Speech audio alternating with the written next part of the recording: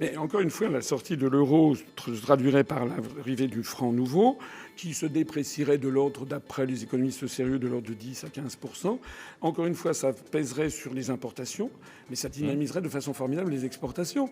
Et donc, effectivement, ça va d'ailleurs tout à fait dans le sens de ce que, non seulement de ce que nous souhaitons, mais de ce que souhaitent les Français, c'est-à-dire revenir à des productions locales, notamment en matière d'agriculture, lutter contre la dégradation de l'environnement. Parce que figurez-vous que d'acheter tous les produits à 15 000 km, ça contribue à la dégradation de l'environnement planétaire. Vous dites ce que souhaitent les Français, mais dans les sondages, les Français ne souhaitent pas l'abandon de l'euro et le retour au franc. Mais écoutez, il n'y a jamais... À tel point que Marine Le Pen a changé d'avis. Mais moi, je me moque de Marine Le Pen. Moi, je dis que, de toute façon, l'euro finira par exploser, parce que toutes les monnaies plurinationales ont toujours explosé, parce que si vous vous renseignez de façon un peu approfondie, mais ça nécessiterait d'avoir un débat technique de 1h30 en prime time devant les Français, si vous vous renseignez sur le solde de la balance des paiements courants à l'intérieur de la zone euro, vous voyez que ça s'appelle le système Target 2, vous voyez que ce système n'est pas viable. Et la meilleure preuve que le système n'est pas viable, c'est que les Allemands refusent systématiquement ce que leur demande Macron, ce que demande un certain nombre de pays du Sud, la mutualisation des dettes à l'intérieur de la zone euro, parce que les Allemands ont déjà fait leur deuil de la survie de l'euro à long terme.